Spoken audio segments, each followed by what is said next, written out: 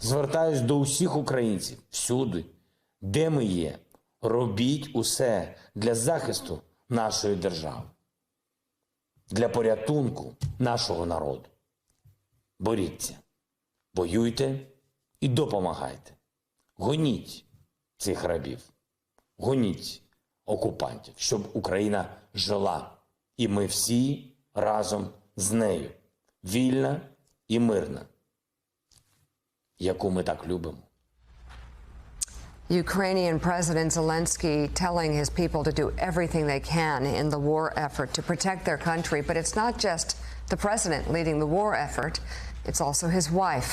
In her latest piece for Washington Monthly entitled Ukraine's First Lady Fights On, Margaret Carlson details how Olena Zelenska has inspired her fellow Ukrainians to keep holding on, giving daily advice on how to survive in wartime. On Zelensky's channel on Telegram, she writes, Olena has no weapons, just a camera, a voice, and the truth that comes from remaining in the middle of the war with the millions of Ukrainians she connects with every day. When her husband said, I need ammunition, not a ride, Olena agreed and hunkered down. For security reasons, the government, such as it is, won't say where she and her children are, only that they remain in Ukraine. Ukrainians have held off the Russians for almost 3 weeks, with a first lady whose efforts have made her target number 2 for assassination. Under siege, like her country, Olena finds herself revered at home and abroad for her rallying of Ukraine with Churchillian determination. But Olena and Volodymyr have done something Winston and Clementine and Franklin and Eleanor never did. They have mobilized the nation, not while the barbarians were at the gates, but after they had already entered the house. We don't know if 3 months from now the couple will be in prison in Moscow, under a pile of rubble, or still leading their nation.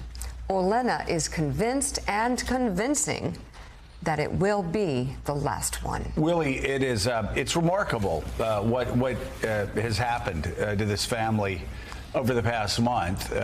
You look at this guy who, again, was a comedian, a dancer, an actor. He was an actor. If you want to see his series, you can see it on Netflix now. Mika and I watched some of it, and it was surreal seeing this guy who, you know, an actor, a comedian, who found his voice in the middle of this war that, again, is the closest thing that we have to a Churchillian voice since Churchill himself in the spring and summer of 1940.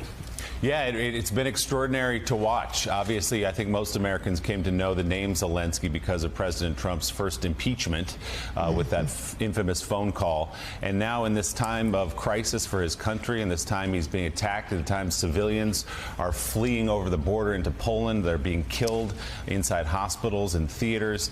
He has risen to the occasion. He is, as Mika just said, the #1 target for assassination, yet he's out walking the streets in his fatigues. He's out visiting hospitals, as we see here, and providing a model of leadership and making these pleas, as he did to Parliament a couple of weeks ago, as he did to Congress last week, for the West to do even more than it's doing now.